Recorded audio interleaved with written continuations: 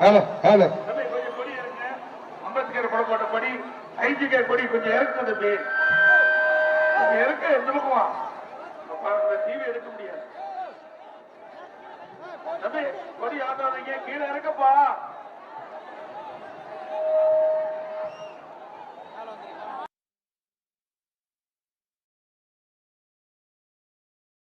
முடியாதுல்ல, கொஞ்சம் கீழே இறக்குங்க தம்பி. இந்த சிங்கம் புலி கொஞ்சம் இறக்கு, ஏன்னா அங்க மறைக்குதுல்ல, கொஞ்சம் கீழே இறக்குங்க தம்பி. பொன்மனச்சம்மாள் புரட்சி தலைவர் எம்ஜிஆர், இதயம் புரட்சி தலைவி அம்மா, இருவரும் தெய்வங்களை வணங்கி நம்முடைய ஏற்காடு சட்டமன்றத்துக்கு உட்பட்ட வாழப்பாடி பேரூராட்சியில் நம்முடைய வெற்றி வேட்பாளர் அவர்களுக்காக இன்றைக்கு பிரச்சாரம் மேற்கொள்ளப்பட்டிருக்கின்றது. இங்கே இருக்கின்ற ஏற்காடு சட்டமன்ற தொகுதியில் இருக்கின்ற அத்தனை வாக்காளர் மக்களும் வாழப்பாடியிலே குவிந்து நகரமே அதிர்கிறது.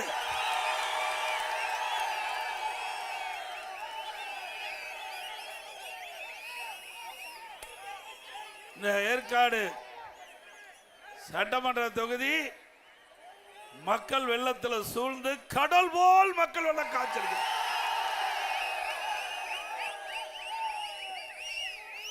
நடைபெறுகின்ற சட்டமன்ற பொது தேர்தலில் நம்முடைய வேட்பாளர் வெற்றி பெறுவதற்கு உங்களுடைய எழுச்சி ஆரவாரமே சாட்சி. ஏற்காடு தொகுதினா அதிமுக கோட்டை,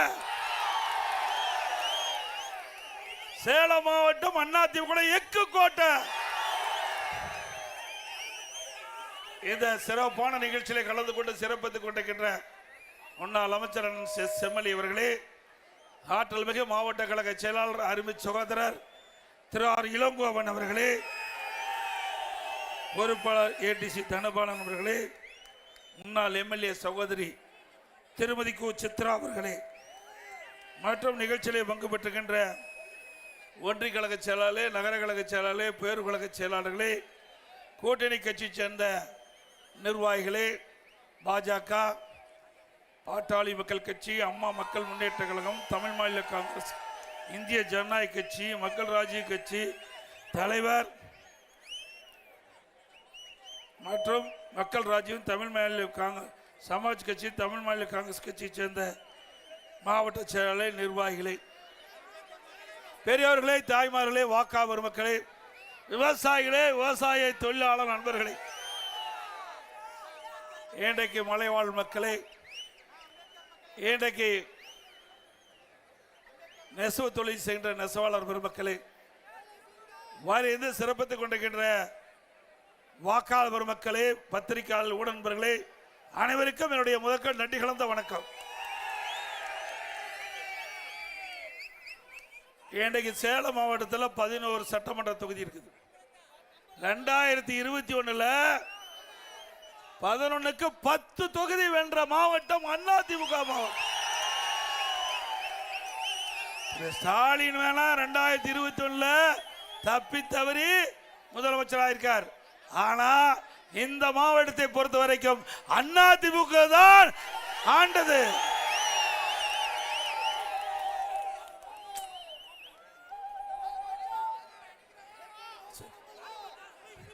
அதே போல 2021 வரை 2021 வரை நம்முடைய சேலம் மாவட்டம் முழுவதும் ஏற்காடு சட்டமன்ற தொகுதி மட்டுமல்ல, சேலம் மாவட்டம் முழுவதும் மக்கள் என்னென்ன கோரிக்கை வைத்தார்களோ அந்த கோரிக்கைகள் பெரும்பாலும் நிறைவேற்றப்பட்டிருக்கு. கிராமத்திலிருந்து நகர வரை சிறப்பான சாலை எல்லாம் செஞ்சு கொடுத்திருக்கிறோம். இன்றைய தினம் நம்முடைய அனைத்து இந்திய அண்ணா திராவிட முன்னேற்ற கழக தலைமையில் அமைக்கப்பட்ட கூட்டணி, தேசிய ஜனநாயக கூட்டணியும் அதிமுகவும் இணைந்து இந்த தேர்தல் நாம் சந்திக்கிறோம். நம்முடைய கூட்டணியின் சார்பாக ஏற்காடு சட்டமன்ற தொகுதிக்கு நம்முடைய வெற்றி வேட்பாளர் சகோதரி திருமதி பி உஷாராணி அவர்களே நிறுத்தப்பட்டிருக்கிறார்.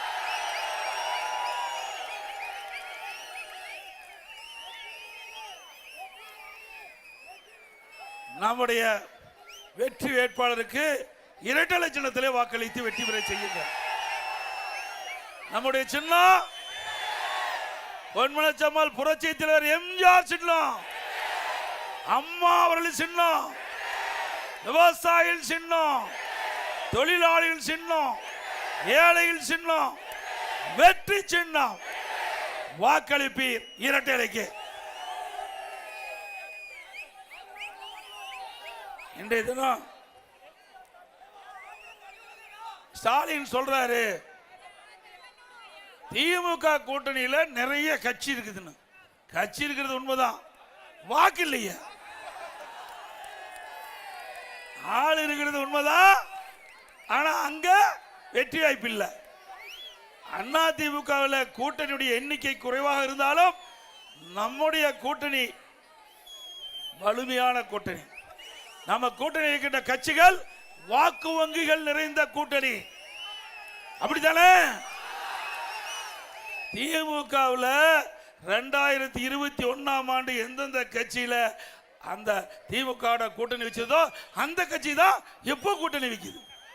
ஆனா அந்த பத்திரிகையாளர் ஊடகம் இந்த முதலமைச்சர் ஸ்டாலினுடைய பரப்புரையை நம்பி கருத்துக்களை வெளியிட்டு இருக்கிறாங்க.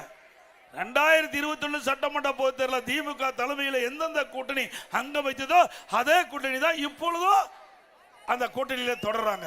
ஒரே ஒரு கட்சி, அது எந்த கட்சி போய் சேர்ந்திருக்குது? தேமுதிக. ஏங்க, நாம கஷ்டப்பட்டு உழைச்சி அதுக்கு ஒரு வாய்ப்பு கொடுத்தோம், நம்ம மறந்துட்டாங்க. இன்னைக்கு ஒருவர் கடுமையான நோயால் பாதிக்கப்பட்டு சிகிச்சை பெறுகின்ற பொழுது வெண்டிலேட்டர் பொருத்துவோம். அப்படி அந்த கட்சிக்கு நாம ஒரு காலகட்டத்தில் உதவி செஞ்சோம். ஆனா அவள் உதவி மறந்து நம்மளையே பேசுறாங்க.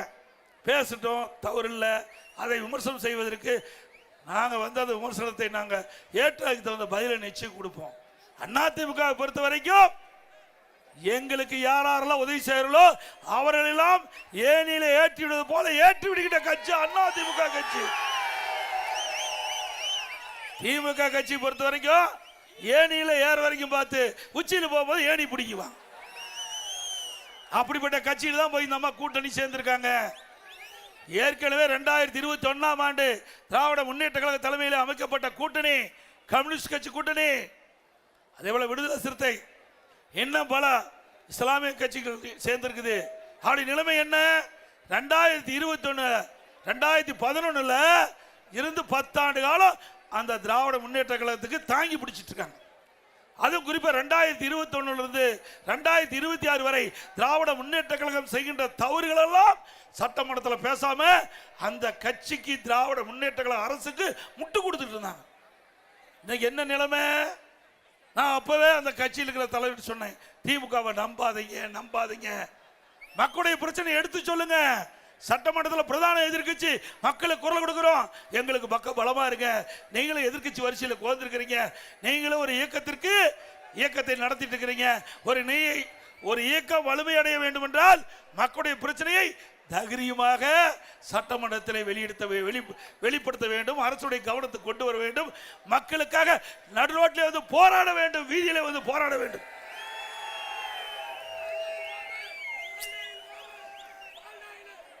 ஆனா திமுக அங்க வைக்கிட்ட கூட்டணியில அப்படியே வாய் மூடி மௌனமா இருந்தாங்க. சட்டமன்றத்தில் அரசாங்கத்துக்கு எதிராக எதுவும் குரல் கொடுக்கல, மக்களுடைய பிரச்சனையை சட்டமன்றத்தில் எடுத்து வைக்கல.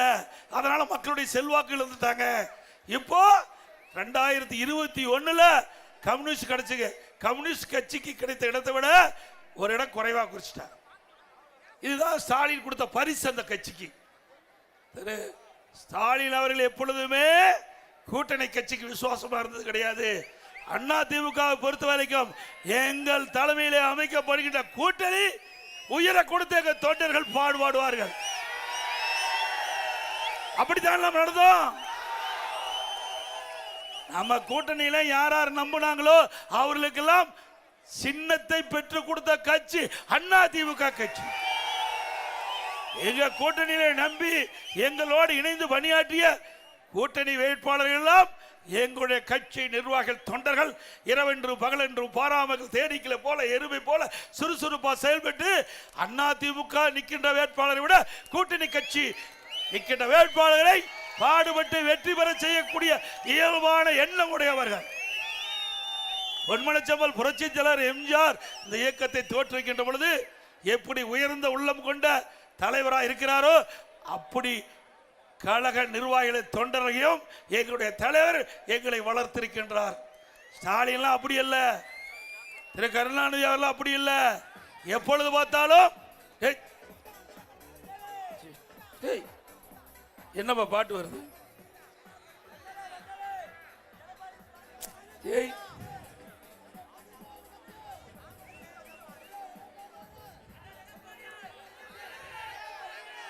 ஆக அதிமுக பொறுத்த வரைக்கும் தொண்டர்ந்து நிர்வாகிகளை யார் நிற்கிறாங்க இல்ல, தலைமை என்ன சொல்லுதோ அதை நடைமுறைப்படுத்தக்கூடியவர்கள் அதிமுக. எப்படி ராணுவத்தில் கேப்டன் உத்தரவு போட்டா நம்முடைய சோல்ஜர்கள் அவருடைய சோல்ஜர்கள் எப்படி பணியாற்றார்கள், அதுபோல ராணுவ கட்டுப்பாட்டில் இருக்கின்ற இயக்கம் அதிமுக இயக்கம். அதனாலதான் நம்ம கட்சி ஒன்றும் பண்ண முடியல.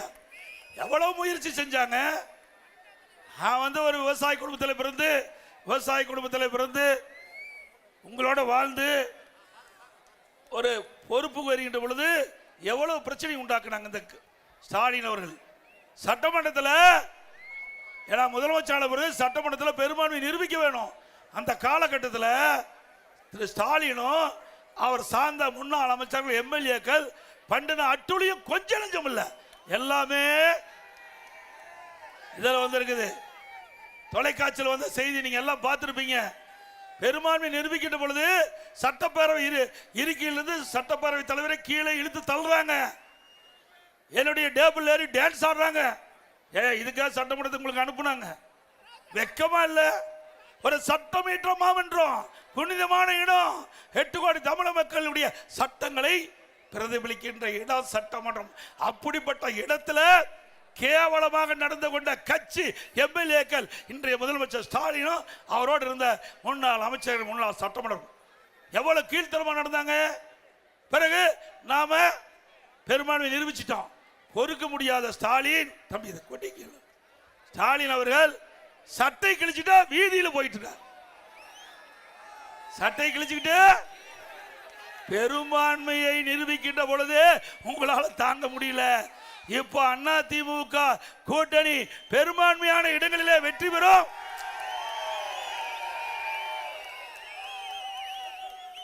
அதிமுக தனி பெரும்பான்மையோட ஆட்சி அமைக்கும். தம்பி கொடி இந்த கொண்டாப்பா. ஆட்சி அமைக்கின்ற பொழுது ஸ்டாலினுடைய மனநிலை எப்படி இருக்கும் நீங்களே கற்பனை பண்ணி பார்த்து. ஏற்கனவே சட்டை கிழிச்சிட்டு வீதியில போனவரு இப்போ எப்படி போவாருன்னு மக்களே முடிவு பண்ணிக்க. இதுக்குள்ள என்னென்னலாம் பேசுறாங்க. ஏப்பா அப்பா ஸ்டாலின் ஒரு பக்கம் பேசுறாரு, மகன் உதயநிதி ஒரு பக்கம் பேசுறாரு, உதயநிதியுடைய அத்தை கனிமொழி ஒரு பக்கம் பேசுறாங்க, ஆளாளுக்கு பேசுறாங்க. ஐயா யார் வேணாலும் எது வேணாலும் பேசிட்டோம். ஆனா மக்கள் முடிவு பண்ணிட்டாங்க. இதோட திராவிட முன்னேற்ற கழகத்துக்கு இறுதி தேர்தல் என்று மக்கள் முடிவு செஞ்சிட்டாங்க. யாரு அந்த குடும்பத்தில் தவிர்த்து வேற எவராவது பேச முடியுமா? அந்த கட்சியில் எத்தனை பேர் இருக்கிறாங்க? துரைமுருகன் இருக்காரு, திரு ஏவாவேல் இருக்காரு, திரு நேரு இருக்காரு. அதெல்லாம் இன்னைக்கு தமிழ்நாடு முழுவதும் தேர்தல் பிரச்சாரத்துக்கு அனுப்பிச்சாங்களா? அதுதாங்க கருணாநிதி குடும்பம். அதோடைய ரத்தமே அப்படித்தான் இருக்க மாட்டேன். அந்த வாரிசுகள்லாம் திரு கருணாநிதி குடும்பத்தில் பிறந்த வாரிசுகள் தான் ஆட்சிக்கு வர முடியும், அந்த கட்சிக்கு அதிகாரத்துக்கு வர முடியும். வேற எவரையும் விட மாட்டாங்க.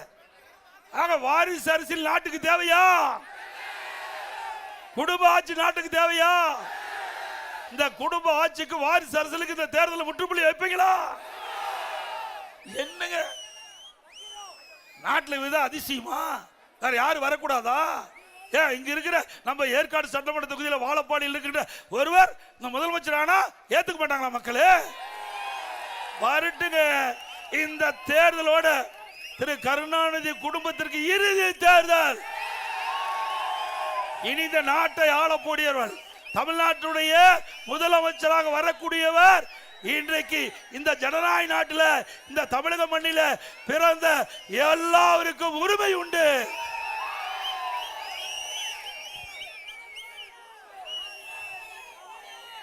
அதோட இன்றைய தினம் இந்த ஆட்சி வந்த பிறகு சட்ட ஒழுங்கு அடியோடு சீர்குலைந்து விட்டது. இன்றைக்கு சட்ட ஒழுங்கு சந்தி சிரிக்கின்ற அளவிற்கு இன்றைக்கு நிலைமை மாறி போச்சு. ஒரு காலத்தில் தமிழ்நாடுன்னா ஸ்காட்லாந்து காவல்துறைக்கு இணையாக போற்றப்பட்ட காவல்துறை இன்றைக்கு திமுகவுக்கு ஏவல் துறையா மாறி, காவலருக்கே பாதுகாப்பு இல்லை, காவலருக்கு பாதுகாப்பு இல்லை. இன்றைக்கு நாம கிராமத்தில் ஆடு மாடு மேயக்கூடாது என்பதற்காக பயிருக்கு வேலி அமைப்போம். அதுபோல மக்களுக்கு பாதுகாப்பு இருப்பது காவல்துறை. அப்படிப்பட்ட காவல்துறைக்கே பாதுகாப்பு இல்லாத ஒரு அரசாங்கம் தொடர வேண்டுமா? சிந்திச்சு பாருங்க. இன்னைக்கு போதை ஆசாமி தொலைக்காட்சியில் பார்த்தா எகிரி எகிரி காவலர் அடிக்கிறான். அது மட்டும் இல்ல, இன்னைக்கு தமிழகத்தில் போதைப் பொருள் நடமாட்டம் அதிகரித்து விட்டது. போதைப் பொருள் உண்மைதானே? எது கிடைக்குதோ இல்லையோ கஞ்சா எல்லா இடத்துலையும் கிடைக்குது. கிடைக்குதுல்ல? உண்மைதானே? இன்றைக்கு இந்த கஞ்சா போதைப் பொருள் பல வடிவத்தில் விற்பனை ஆகுது. திரவ வடிவத்தில் வருதுங்கிறாங்க, சாக்லேட்டில் வருதுங்கிறாங்க, அப்புறம் ஊசி மூலமாக இந்த கஞ்சா மாற்றப்பட்டு வருவதாக சொல்றாங்க. இப்படி கஞ்சா விற்பனை தமிழகத்தில் அமோகமா நடக்குது. இன்றைக்கு இந்த கஞ்சா விற்பனையை தடுக்க வேண்டும் என்று பல முறை சட்டமன்றத்தில் குரல் கொடுத்த இந்த முதலமைச்சருக்கு செவிசாய்க்கல. இன்றைக்கு இந்த அரசாங்கத்திற்கு எச்சரிக்கை கொடுத்தோம், பத்திரிகை வாயிலாக ஊடக வாயிலாக பேட்டி கொடுத்தோம். அப்பொழுதோ இந்த கஞ்சா விற்பனையை தடுக்க இந்த அரசு முன் வரல. ஏன்னா கஞ்சா விற்கிறவர்களே திமுக கட்சியுடைய துணை ஒன்றுதான் விற்பாங்க. உண்மைதானே? திமுக கட்சியுடைய நிர்வாகிகள் அவர்கள் துணை இருப்பதாக செய்தி. ஆக 2022 ஆண்டு, 2022 அல்லது 23 ஆண்டு நான் கருதுகிறேன், இன்றைய முதலமைச்சர் காவல்துறையினுடைய பொறுப்பு வகிக்கிறார். அவர் மானிய கோரிக்கை வருது. அந்த மானிய கோரிக்கையில தம்பி கொஞ்சம் தம்பி வடி ஆட்டாத பாங்க, இது தடப்படுது, நேரல தடப்படுது. இன்றைய தினம் அந்த மானிய கோரிக்கை வரும்போது முதலமைச்சர் மானிய கோரிக்கை புத்தகத்தை வச்சுக்கிறார். அதில் படிச்சு பார்க்கும்போது அதில் ஒரு கருத்து சொல்லியிருக்காரு. 20ஆம் பக்கம் 2வது பேராவில் பள்ளிக்கு அருகில கல்லூரிக்கு அருகில கஞ்சா கண்டுபிடிக்கப்பட்டது 2348 பேர், கைது செய்யப்பட்டது 148 பேர். நான் கேள்வி கேட்ட முதலமைச்சர் அவர்களே, இந்த இலாக்காக்கு யார் பொறுப்பு? நான் தான் பொறுப்புனார் திரு ஸ்டாலின். அப்படின்னா இந்த கொள்கை விளக்க குறிப்பை அடுத்தது வருது. எல்லாம் தயாரா இருக்கிறீங்க 10 ரூபாய்க்கு. அப்புறம் ஸ்டாலினை கேட்டேன், இந்த கொள்கை விளக்க குறிப்பை யார் நீங்க சட்டமன்றத்தில் சமர்ப்பித்தீங்க? நான் தான் சமர்ப்பித்தனார். 20ஆம் பக்கத்தை எடுங்க, 2வது பேரா படிங்க, அதுல என்ன போட்டிருக்குன்னு பாருங்க. படிச்சு பார்த்தார். ஆக 2348 பேர் பள்ளிக்கருகில கல்லூரிக்கு அருகில இந்த போதைப் பொருள் கண்டுபிடிக்கப்பட்டது என்று நீ கொடுக்கப்பட்டு விட்டு அதில் கைது செய்யப்பட்ட 148 பேர் கஞ்சா வைத்திருந்தாலும் குற்றம், அதே போல விற்றாலும் குற்றம், கொண்டு போனாலும் குற்றம். இப்படி இருக்கும்போது நீங்களே உங்களுடைய காவல்துறை மானிய கோரிக்கையில கஞ்சா வைத்திருந்ததாக கண்டுபிடிக்கப்பட்டு சொன்னா கைது பண்ணிருக்கணும்னு சொன்னேன். எந்த பதிலும் இல்ல. மற்றவெல்லாம் திமுக காரன். 148 பேர் போக மீதி எல்லாம் திமுக காரன். எப்படி கைது பண்ண முடியும்? இப்படி இருக்கும்போது எப்படி கஞ்சாவை கட்டுப்படுத்த முடியும்?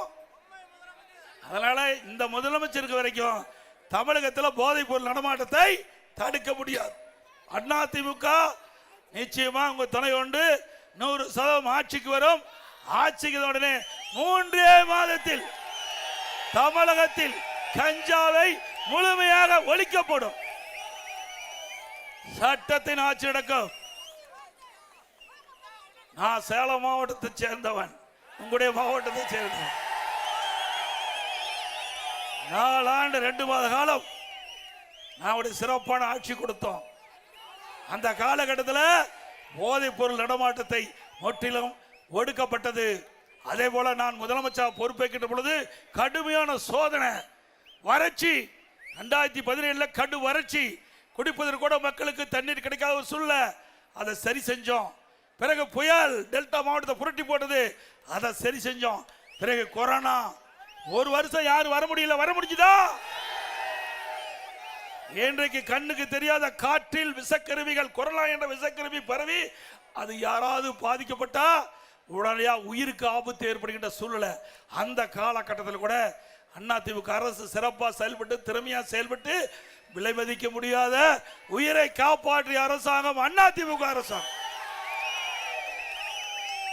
அந்த காலகட்டத்தில் தொழிலாளிகள், ஏழைகள் பாதிக்க கூடாது என்பதற்காக 1 வருடம் ரேஷன் கடையில் விலையெல்லாம் அரிசி கொடுத்தோம், விலையெல்லாம் எண்ணெய் கொடுத்தோம், விலையெல்லாம் பருப்பு கொடுத்தோம், குடும்பத்தைக்கு 1000 ரூபாய் பணம் கொடுத்தோம். கொடுத்தோம்ல?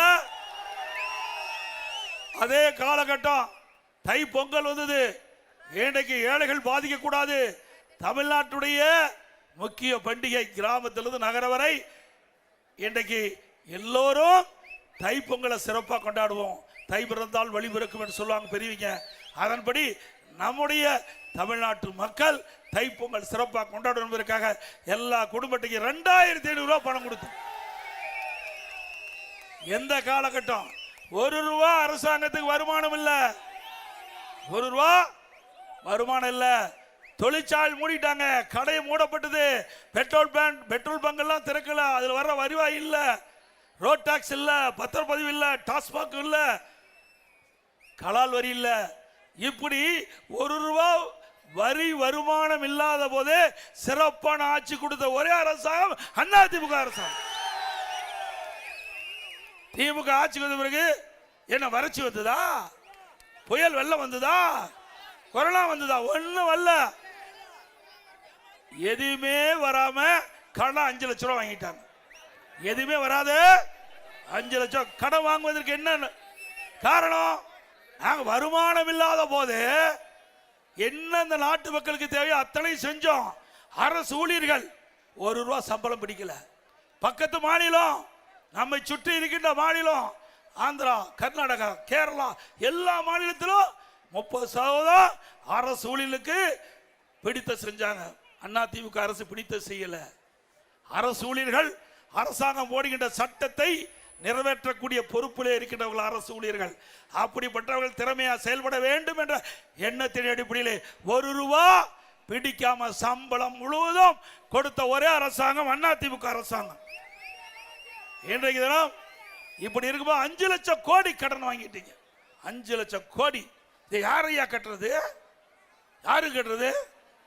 நீங்க தான் கட்டணும். நான் உட்பட நீ அத்தனை பேரும் நாம தான் கட்டணும். இவர் பாட்டு கடன் வாங்கிட்டு போயிட்டாரு, கடன் வாங்கி வச்சுட்டு போயிட்டாரு. ஏன்னா இந்த தேர்தலோட திமுக வரப்போறது இல்ல, முடிவு பண்ணிட்டாங்க. கிராமத்தில் ஒரு பழமொழி சொல்லுவாங்க, எரியிற வீட்டில் பிடுங்கிறது மிச்சம். அது மாதிரி ஸ்டாலினுடைய அரசாங்கம், திரு ஸ்டாலின், உதயநிதி ஸ்டாலின் இனி ஆட்சிக்கு வர போறது இல்ல. அதனால எந்தெந்த வகையில கொள்ளையடிக்கணுமோ அந்தந்த வகையில கொள்ளையடிக்க 5 லட்சம் கோடி கடனை வாங்கி அனைவரையும் கடன்காரன் ஆக்கிட்டார். திமுக ஓட்டு போட்டு திமுக ஆட்சிக்கு வந்த பிறகு ஒரே சாதனை நம்ம எல்லாம் கடன்காரன் ஆக்கணும். வேற என்ன செஞ்சாங்க? சரி, சேலம் மாவட்டத்தில் ஒரு திட்டமா கொண்டாந்தாங்களா?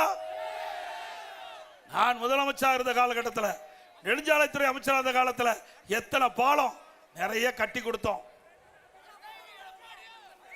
முத்தம்பட்டி ரயில்வே மேம்பாலம் சாங்ஷன் பண்ணி இப்போ ஆகிட்டு இருக்குது. கிராமத்திலிருந்து நகர வரை சிறப்பான சாலை கொடுத்தோமா இல்லையா? இன்னைக்கு கிராமத்துடைய பொருளாதார மேம்பாடு அடைய வேண்டும். குடிமராமத்து திட்டத்தை கொண்டாந்து, குடிமராமத்து திட்டம் நான் இந்த பக்கம் தான் வந்து எனக்கு ஒரு பசுமாடு கூட நம்முடைய விவசாயி கொடுத்தாங்க. விவசாயி குடிமராமத்து திட்டத்தில் வரும்போது எனக்கு ஒரு பசுமாடு கொடுத்தாங்க. விவசாயி என்ற முறையில் எனக்கு இந்த பசுமாடு வழங்கினாங்க. இன்றைக்கு இந்த பசுமாடை வளர்த்திட்டு இருக்கிறேன்.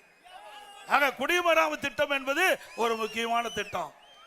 நம்மை பொறுத்த வரைக்கும் வேளாண் பணி தான் முக்கியம். இந்த ஏற்காடு சட்டமன்ற தொகுதி விவசாயத்தை நம்பித்தான் இருக்கிறாங்க. விவசாயிகள், விவசாய தொழிலாளர்கள். ஆக இந்த மக்களுக்கு தேவையான திட்டங்களை கொண்டு வர வேண்டும் அடிப்படையில் குடிமராமத்து திட்டத்தை கொண்டாந்து ஏரி குளம் குட்டை எல்லாம் அந்த வண்டமன அள்ளி விவசாயிகள் விலை இல்லாம அவருடைய நிலத்துக்கு இயற்கை உரமாக பயன்படுத்தினாங்க. இப்படிப்பட்ட அற்புதமான திட்டத்தை இந்த ஆள் நிறுத்திட்டார்.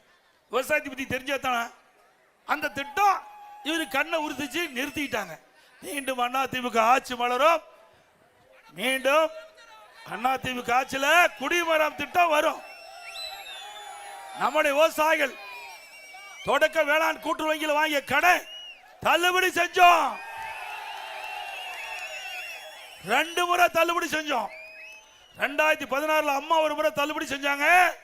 விவசாய கோரிக்கை ஏற்று கொரோனா காலத்தில் விவசாயி உற்பத்தி செய்யப்பட்ட அந்த விளைபொருள் சரியான விலை கிடைக்காமல விவசாயி பாதிக்கப்பட்டாங்க என்ற காரணம் என்னிடத்திலே கவனத்துக்கு கொண்டு வந்தாங்க. எங்களுடைய நம்முடைய எம்எல்ஏக்கள் கொண்டு வந்தாங்க. பொதுமக்கள் விவசாய சங்கத்தை சேர்ந்த பிரதிநிதிகள் இடத்துல கோரிக்கை வச்சாங்க. அதிமுக அரசு 2021ஆம் ஆண்டு 12,100 கோடி விவசாயிகளுடைய கடனை தள்ளுபடி செஞ்சோம். செஞ்சோம்ல? ஒரு ஐந்தாண்டுல 2 முறை விவசாயியுடைய பயிர்க்கடன் தள்ளுபடி செய்த ஒரே அரசாங்கம் அதிமுக அரசு. விவசாயிகளுக்கு மும்முனை மின்சாரம் கொடுத்தோம். விவசாயிகளுக்கு 24 மணி நேரம் எந்த நேரத்துக்கு போனாலும் விவசாயிகள் பம்பு செட் இயக்கலாம். இப்ப ராத்திரி 12 மணிக்கு விட்டா யார் போய் தண்ணி பாய்ச்சறது? நான் ஒரு விவசாயி, எனக்கு தெரியும் கஷ்டம். கரும்பு காட்டில் போய் தண்ணி பாய்ச்ச முடியுமா? மஞ்சள் வளைக்கத்தை போய் உள்ள பறிச்சு போடுமா? விஷப்பூச்சி தாக்குனா யாருடைய உயிருக்கு ஆபத்து. அவருக்கெல்லாம் கவலை இல்லை. அவர் செல்வ சேர்ந்தா வாழ்ந்து ஒரு ஏசி போட்டு படுத்துட்டு இருக்காரு. விவசாயிக்கு வந்து பார்த்தா தானே தெரியும். ஆக இப்படிப்பட்ட இந்த கேடுகட்ட ஆட்சி தொடர வேண்டுமா? இன்னைக்கு அது மட்டும் இல்லை, இன்னைக்கு விவசாயிகளுக்கு ஒரு அறிவிப்பு கொடுத்திருக்கிறோம். அதிமுக ஆட்சிக்கு வந்தா விவசாய வாங்கிய பயிர் கடன் தள்ளுபடி செய்யப்படும். அதே போல வணிக பயிர்னா கரும்பு, மஞ்சள், வாழை போன்ற பயிர்களுக்கு காப்பீடு திட்டம். அதுக்கு 5% வசூல் பண்றாங்க. இப்ப 5% பிரீமியம் கட்ட வேணும். இனி அதிமுக ஆட்சிக்கு உடனே அது 2% குறைக்கப்படும்.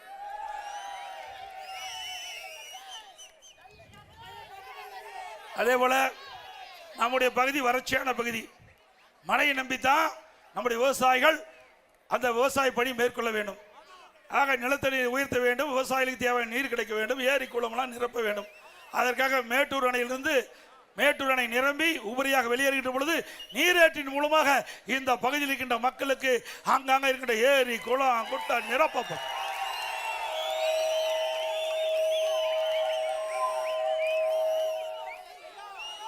அதிமுக ஆட்சியில் நம்முடைய கிராம பகுதி ஏற்காடு மலைப்பகுதி, அது கருமந்துறை மலைப்பகுதி, இந்த பகுதியில் இருக்கிற மக்களுக்கு அங்கே அதிகமாக ஏழை மக்கள் வசிக்கின்ற பகுதி.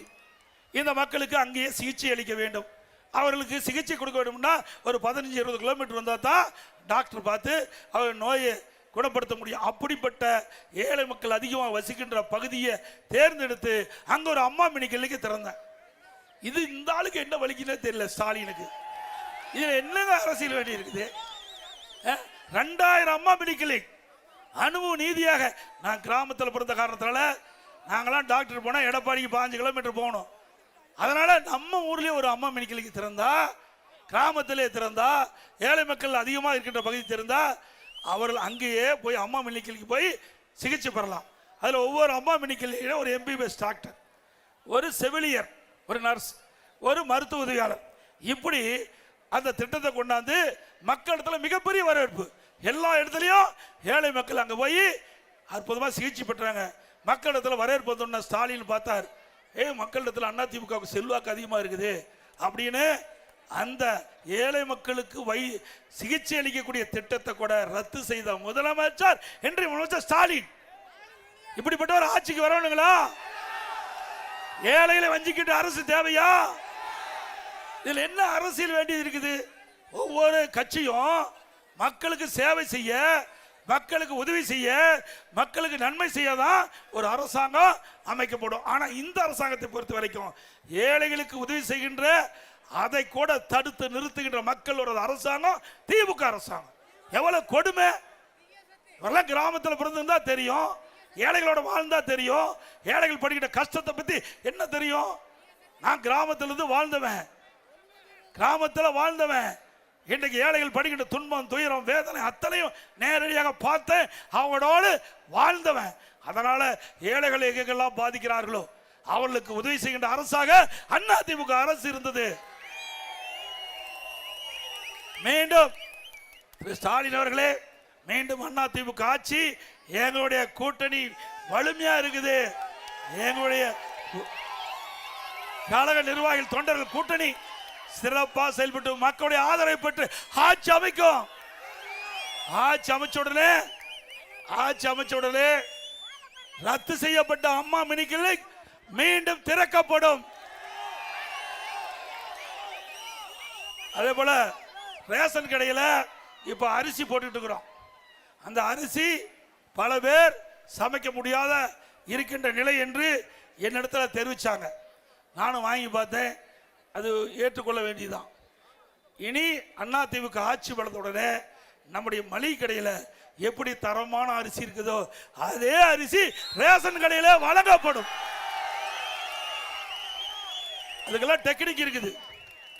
நவீன அரிசி ஆலையுடைய அதிபர்களாக அழைச்சி இந்த அரிசி தரமா நம்முடைய மக்களுக்கு கொடுக்கணும்னு கேட்டேன்.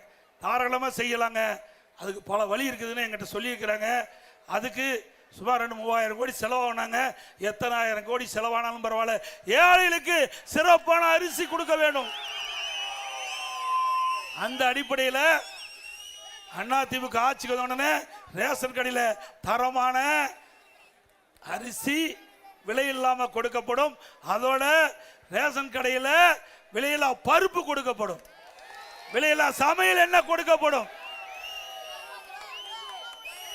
இன்றைக்கு திராவிட முன்னேற்ற கழகம் ஆட்சிக்கு வந்த பிறகு மின் கட்டணம் 52% உயர்த்தி ஆண்டுக்கு 5% உயர்த்துன்னு சொல்லி 3 வருஷத்துல மின் கட்டணம் 67% உயர்த்திட்டாங்க. அதே போல உள்ளாட்சியில, நகராட்சி, பேரூராட்சி, மாநகராட்சியில கடைக்கு 100%, சரி வீட்டுக்கு 100% வரி உயர்த்திட்டாங்க. ஆண்டுக்கு 6% உயர்த்தப்படும் என்று சொல்லி 2 வருஷத்துல 12% உயர்த்திட்டாங்க.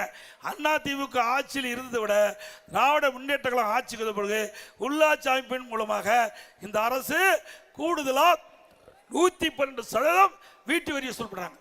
கடைக்கு 150% வரி உயர்வு, ஆண்டுக்கு 6% உயர்வு, குடிநீருக்கு வரி உயர்வு, குப்பைக்கு வரி போட்டாங்க. கேவலம் குப்பை கூட விட்டு வைக்கல. அதுக்கு வரி போட்ட ஒரே அரசாங்கம் திமுக அரசாங்கம் தான். இன்னும் கொடுமை என்ன, சென்னை மாநகரத்தில் இந்த டாய்லெட் பராமரிக்கிறாங்க, கழிப்பறை பராமரிக்கிறாங்க, அதுல ஊழல் செய்த ஒரே அரசாங்கம். அதை கூட விட்டு வைக்கலையா. கழிப்பறையில் வர காசு எவ்வளவு மோசமான, அதை கூட விட்டு வைக்காத அரசாங்கம் திமுக அரசாங்கம். ஒரு கொடிய அரசாங்கம் என்பதை இந்த நேரத்தில் தெரிவித்து, இன்னும் சொன்னா இன்னைக்கு பத்திரிகையில் பார்த்தேன், என் மீது வழக்கு போடுறேன், போடு, யார் வேணாங்கிறா, நான் வழக்கை பார்த்து தானே வந்திருக்கிறேன். ஏன்னா அண்மையில் ராசா ஒரு ஆடியோ வெளியிட்டார். மத்திய அமைச்சர், முன்னாள் மத்திய அமைச்சர், இன்றைக்கு நாடாளுமன்ற உறுப்பினர், திமுக கட்சியுடைய துணை பொதுச் செயலர், அவர் ஒரு ஆடியோ வெளியிட்டார். அந்த ஆடியோவில் இருக்கிற ஒரு கருத்து எல்லா பகுதிக்கும் போகுது. எனக்கு மட்டும் இல்ல, தமிழ்நாடு மட்டும் இல்ல, இந்திய அளவு அது ஒரு பரவலா பேசப்படுகின்ற பொருளாகி போச்சு. அந்த செய்தியை நான் சொன்னேன். அதுக்கு துணிச்சலா பதில் சொல்ல முடியல. அது மட்டும் இல்ல, இது யார் செய்தி வெளியிட்டாங்களோ அவர் மீது நடவடிக்கை எடு. நடவடிக்கை எடுத்தா அடுத்த ஆடியோ விட்டுருவார். ராசா இப்போ அவர் மீது நடவடிக்கை எடுத்தா அடுத்த ஆடியோ ரெடியா வச்சிருப்பாரு, விட்டுருவாரு. அதுக்கு பயந்து அவர் மீது நடவடிக்கை எடுக்க முடியல. என் மீது கோபப்பட்டு என்ன பிரயோஜனம்? திரு ஸ்டாலின் அவர்களே, அவர் அந்த ஆடியோவில் செய்த ஆடியோவில் வெளியான செய்தி உண்மையா இருக்கலாம்ல? இதே திராவிட முன்னேற்ற கழக தேர்தல் அறிக்கை 2021 ஆண்டு தேர்தல் அறிக்கை வெளியிட்டீங்க. அப்ப என்ன சொன்னாரு ஸ்டாலின் அறிக்கையில? மாண்புமிகு புரட்சி தலைவி அம்மா மரணத்தில் மர்மம் இருக்கிறது, யாராக இருந்தாலும் விடமாட்டேன் அப்படின்னு சொன்ன திரு ஸ்டாலின் அவர்களே, இதே கருத்தை நான் சொல்லுகின்றேன். திரு கருணாநிதி அவர்கள் எதிரியாக எங்களுக்கு இருக்கலாம், ஆனா இந்த நாட்டுடைய முதலமைச்சர் இருந்தார். அதனால அவருக்கு யார் அவர் சொன்ன கருத்து மீண்டும் சொல்ல வேணுமா, சொல்லாம வேண்டாமா? ஆனா சொன்னா குடும்ப அவர் கோச்சுக்குவார். ஆடியோவில் வந்த செய்தி, திரு ராசா அவர்கள் வெளியிட்ட செய்தி, நாம வெளியிடல, திரு ராஜா அவர்கள் வெளியிட்ட செய்தி. திரு கருணாநிதி உடல்நிலை சரியா இருக்கின்ற பொழுது வீட்டு சிறையில் வைக்கப்பட்டார் அப்படின்னு ஒரு செய்தி வெளியிட்டிருக்கார். இதை அதிமுக ஆட்சிக்கு வந்தவுடன் இதை விசாரிக்கப்படும். சட்ட நீதியாக யாராக இருந்தாலும் அவர் மீது நடவடிக்கை எடுக்கப்படும். எங்க அம்மாவை சொன்னீங்களா, மர்மமான முறையில் அம்மா இருந்ததுக்கு விசாரிக்கப்பட்டு சொன்னீங்களா, அதே போல அவர் முன்னாள் முதலமைச்சர் இருந்து விசாரிக்கப்பட்டு சொன்னேன். அதே போல முன்னாள் முதலமைச்சர் வந்து திரு கருணாநிதி அவர்கள் அவர் வீட்டு காவலில் சிறை வைக்கப்பட்டதாக வந்த செய்தி உண்மையா இருந்தால் சட்ட நீதியாக அவர் மீது நடவடிக்கை எடுக்க போறோம். யாரா இருந்தாலும் கவலை இல்லை. அதே போல அதிமுக ஆட்சி பண்ண உடனே நிறைய திட்டங்கள் நிறைவேற்றுவோம். அதில் பார்த்தீங்கன்னா விலைவாசி உயர்ந்து போச்சு, அரிசி விலை வந்து போச்சு, பருப்பு விலை, எண்ணெய் விலை, அதை பற்றி கவலைப்படல முதலமைச்சருக்கு. அதிமுக ஆட்சி இருக்கிற போது விலை கட்டுப்படுத்துவதற்கு நடவடிக்கை எடுத்துக்கிட்டு இருந்தோம். இந்த ஆட்சியில் ஏழை மக்கள் பாதிக்கிறாங்க, இன்றைக்கு பல்வேறு வரி விதிப்பால் மக்கள் பாதிக்கிறாங்க. அந்த மக்கள் பாதிப்பிலிருந்து மீட்டெடுப்பதற்காக எல்லா குடும்பத்தையும் 10,000 ரூபாய் உதவித்தொகை வழங்கப்படும், வங்கியிலே வைக்கப்படும். எல்லா குடும்பத்தையும் 10,000 ரூபாய் வங்கி கணக்கிலே செலுத்தப்படும். குடும்ப தலைவிக்கு வழங்கப்படுகின்ற 1000 ரூபாய் 2000 ரூபாயாக இனிமேல் வழங்கப்படும். அதே போல எல்லா குடும்பத்திற்கும் ஃப்ரிட்ஜ் விலை இல்லாமல் வழங்கப்படும். நம்முடைய பணிக்கு செல்கின்ற பெண்கள் 5 லட்சம் பேருக்கு அம்மா இருசக்கர வாகனம் 25,000 மானியத்தில் வழங்கப்படும். ஆண்டுக்கு 3 கேஸ் சிலிண்டர் மானியமாக வழங்கப்படும். ஒவ்வொரு ஆண்டும் பொங்கல் பரிசு கொடுக்கிறோம், பொங்கல் தொகுப்பு கொடுக்கிறோம், தைப்பொங்கல் என்று. இனி அதோட 1000 ரூபாய் அவர்களுக்கு வழங்கப்படும். இன்றைக்கு பெண்களை தான் நகர பேருந்தில் கட்டணம்லாம் பயணம் செய்யறாங்க. இனி ஆண்களும் நகர பேருந்தில் கட்டணமாக பயணம் செய்யலாம். அதே போல ஆட்டோ ஓட்டுநர்கள் அந்த சங்கத்தில் பதிவு செஞ்சு புதிய ஆட்டோ வாங்கினா அவர்களுக்கு 75,000 மானியம் கொடுக்கப்படும். அதோட இந்த ஜல்லிக்கட்டு போட்டி, இன்னைக்கு ஜல்லிக்கட்டு போட்டி நடத்துவதற்கு அரசாங்கத்தில் அனுமதி வாங்கி நடத்துகின்றவர்களுக்கு 5 லட்சம் ரூபாய் உதவித்தொகை வழங்கப்படும். இந்த ஜல்லிக்கட்டு போட்டியிலே கலந்து கொண்டு ஜல்லிக்கட்டு போட்டியிலே கலந்து கொண்டு அதில் ஏதாவது பாதிப்பு ஏற்பட்டு உயிரிழந்தால் அவர்களுக்கு 10 லட்சம் ரூபாய் அரசாங்கம் வழங்கும். ஜல்லிக்கட்டு போட்டியிலே கலந்து கொள்கின்ற அந்த ஜல்லிக்கட்டு வீரர்கள், பதிவு செய்யப்பட்ட வீரர்களுக்கு காப்பீடு செய்யப்பட்ட அந்த பிரீமியத்தை அரசாங்கமே செலுத்தும். கட்டிட தொழிலாளர்கள் அவர்கள் பணியிலே பணி செய்து கொண்டிருக்கின்ற பொழுது விபத்து ஏற்பட்டு உயிரிழந்தார், அவர் குடும்பத்துக்கு 25 லட்சம் ரூபாய் வழங்கப்படும். அதே போல அம்மா இல்லம் திட்டம், அனைத்து ஏழைகள், யார் இந்த ஜாதி அந்த ஜாதி அந்த மதம் இந்த மதம் அதெல்லாம் இல்லை, அனைத்து ஏழைகளுக்கும் வீடு இல்லாம நிலம் இல்லாம வீடு இல்லாம இருக்கிறவர்களுக்கு அதிமுக அரசாங்கமே நிலத்தை வாங்கி அற்புதமான காங்கிரீட் வீடு கட்டி கொடுக்கப்படும். பட்டியலின மக்கள், ஆதிராள மக்கள், அறிஞர் மக்கள், மலைவாழ் மக்கள், அப்படிப்பட்ட ஏழை மக்களுக்கு அரசாங்கமே அற்புதமான காங்கிரீட் வீடு கட்டி கொடுக்கப்படும். அதோட இந்த ஆதிராவிட மக்கள், அறிஞர் மக்கள், நம்முடைய மலைவாழ் மக்கள், அந்த குடும்பத்திலே ஆண் வாரிசுகள் திருமணமாகி தனி குடித்தனம் போய்கிட்ட பொழுது அவர்களுக்கு சொந்தமாக இடம் வாங்கி அற்புதமான காங்கிரீட் வீடு அவர்களுக்கு கட்டி கொடுக்கப்படும். அதிமுக ஆட்சியில் இவ்வளவு திட்டத்தை நாங்க செய்ய போறோம். ஆட்சி அமைஞ்ச உடனே திமுக ஆட்சியில் கொடுக்கப்பட்ட வாக்குறுதி 4 1 கூட நிறைவேற்றினாங்களா? திமுக ஆட்சியில் மாதந்தோறும் கேஸ் சிலிண்டருக்கு மானியம் 100 ரூபாய் கொடுத்தாங்களா? பெட்ரோல் டீசல் விலை குறைக்கிறாங்களா? குறைச்சாங்களா? 100 நாள் வேலை திட்டத்தை 150 நாள் உயர்த்தினாங்களா? அதிமுக ஆட்சிக்கு வந்தா இப்ப மத்திய அரசுக்கு வாதாடி போதாடி ஆளுங்கட்சியில எதிர்கட்சியிலேயே 100 நாளை 125 நாளா உயர்த்தி இருக்கிறாங்க மத்திய அரசாங்கம். மீண்டும் அதிமுக ஆட்சி வந்தா 125 நாளா 150 நாளா உயர்த்தப்படும்.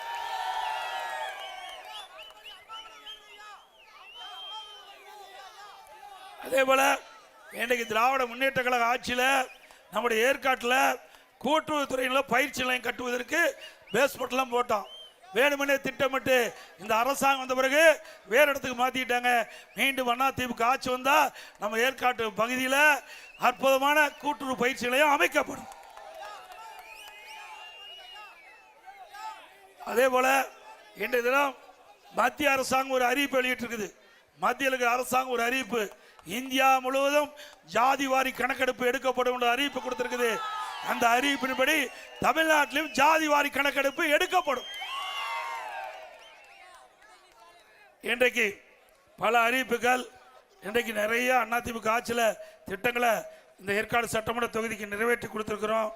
அதில் ஒரு சிலவற்றை இந்த நேரத்தில் குறிப்பிடுறோம். ஏன்னா ஸ்டாலின் பல திட்டத்தை நிறைவேற்றி சொல்லியிருக்கிறாங்க. இன்றைக்கு பெத்தநாயக்கம்பாளையத்தில் புதிதாக தாலுக்கா அலுவலகம் அமைச்சிருக்கிறோம்.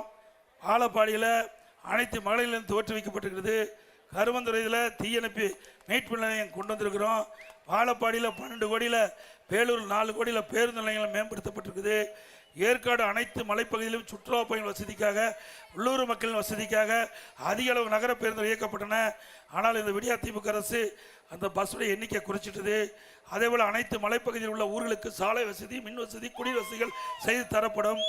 ஏற்காடு தொகுதியில் 63 கோடியில் அயோத்திப்பட்டினம், வாழப்பாடி, பேலூர் ஆகிய 3 பேரூராட்சிகள், பெத்தநாயக்கம்பாளையம், அயோத்திப்பட்டினம், வாழப்பாடி ஊராட்சியில் 402 குடியிருப்புகளுக்கு நிலையான குடிவசதி செஞ்சு கொடுத்தோம். கருமந்துறையில் மலையாள மக்களுக்கு ITI கல்வி அமைச்சோம். கருமந்துறையில் 10 ஏகாலயா பள்ளி திட்டம் ஆட்சி மாற்றத்துக்கு பிறகு கிடப்பில் போட்டாங்க, அதை தொடரும். பெத்தநாயக்கம்பாளையில் ஆத்தூர், வாழப்பாடி அரசு மருத்துவமனையில் 7 கோடி மதிப்பீட்டில் பல புதிய சிகிச்சை பிரிவுகள் ஏற்படுத்தப்பட்டன. கருமந்துறையில் 60 ஏக்கர் பரப்பில் 1 கோடி நிதியில் கால்நடை விந்து உற்பத்தி நிலையம் அமைக்கப்பட்டது. நிலம் ஒதுக்கீடு நிலையில் கிடப்பில் போட்டாங்க. அதிமுக ஆட்சி வந்தது, அது தொடர்ந்து செயல்படுத்தப்படும். 30 படுக்கை கொண்ட மேம்படுத்தப்பட்ட ஆரம்ப சுகாதாரம் 4 கோடி மதிப்பீட்டில் வாழவந்தி, தும்பல் மற்றும் பேலூர் புதிய கட்டடங்கள் கட்டப்பட்டன. பெத்தநாயக்கம்பாளையம் கல்லேரிப்பட்டி ஏரியின் வழங்கு வாய்க்கால் புனரமைக்கும் பணிக்கு 12 கோடி மதிப்பீட்டில் தொடங்கப்பட்ட பணி விடியா திமுக அரசு ரத்து செய்தது. அதை எதிர்த்து களத்தீசார் நீதிமன்றத்தில் வழக்கு தொடரப்பட்டது. அதிமுக ஆட்சி வந்தோடனே அந்த திட்டம் தொடரும். பெத்தநாயக்கம்பாளையம் ஒன்றியத்துக்குட்பட்ட உமையால்புரம் மற்றும் புத்திரக்கோட்டம்பாளையம் கிராமத்தில் 4 கோடி மதிப்பீட்டில் புதிய தொழிற்பேட்டை அமைக்கும் பொருட்டு உள்கட்டமைப்பு வசதிகள் உருவாக்கும் பணி தற்போது விடியா திமுக ஆட்சியில் கிடைப்பில் உள்ளது. அதையும் அதிமுக ஆட்சி தொடரும். புத்திரக்கோட்டம் கிராமத்தில் உள்ள புத்திரக்கோட்டம்பாளையம் ஏரியின் வழக்கு வாய்க்கால் 989-2002 வரை புனரமைக்கும் பணி 9 கோடி பதில் பணி தற்போது விடியா திமுக ஆட்சியில் கிடப்பில் போட்டாங்க. நாம கொண்டு வந்ததெல்லாம் கிடப்பில் போட்டாங்க. அதிமுக ஆட்சி வந்தோன்னா அதையெல்லாம் நிறைவேற்றி தரப்படும் என்ற செய்தி இந்த நேரத்தில் தெரிவித்து, அதே போல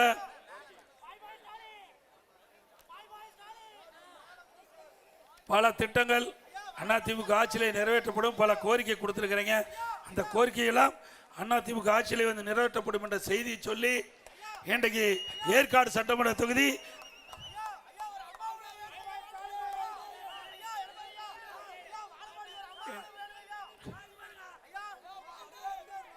சிறப்பான நிகழ்ச்சி ஏற்பாடு செய்த நம்முடைய ஒன்றிய கழக முன்னாள் சேர்மன் அறிவிச்ச SS சதீஷ்குமார் அவர்களே, மற்றும் ஒன்றிய மெடிக்கல் ராஜசேகர் அவர்களே, திரு முன்னாள் சேர்மன் AP மணி அவர்களே, மரியாதை சி அண்ணாதுரை அவர்களே, மற்றும் T மோகன் அவர்களே, திரு S ரவிசேகரன் அவர்களே, திரு குபேந்திரன் அவர்களே, திரு வெங்கடேசன் அவர்களே, திரு MT அருண்குமார் அவர்களே, பாஜக மாவட்ட சண்முகநாதன் அவர்களே, பாஜக திரு நாராயணன் அவர்களே, அம்மா மக்கள் முன்னேற்ற கழகத்தைச் சேர்ந்த மாவட்ட செயலாளர் முன்னாள் MLA அறிவிச்ச SK செல்வம் அவர்களே, அம்மா மக்கள் முன்னேற்ற மாவட்ட திரு சண்முகம் அவர்களே, தமாக மாவட்டத்தில் திரு S செல்வம் அவர்களே, இந்திய ஜனநாயக கட்சி திரு S மனோகரன் அவர்களே, மக்கள் ராஜ்யம் கட்சி திரு RR சின்னசாமி அவர்களே, மக்கள் ராஜ்ய கட்சி தலைவர் திருமதி ஜமுனா ராணி அவர்களே, பகுஜன் சமாஜ் கட்சி திரு பிரேம்குமார் அவர்களே, பகுஜன் சூரியகுமார் அவர்களே, மற்றும் அம்பேத்கர் மக்கள் இயக்கத்தை சேர்ந்த மாவட்ட தலைவர்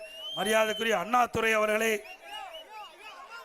அண்ணாதுரை தான் சொல்லியாச்சு, மற்றும் இந்த மனுவில் இருக்கின்ற பல பொறுப்பு கொடுத்துருக்கிறீங்க. இதில் பாதிக்கப்பட்டிருக்கா சொன்னாங்க.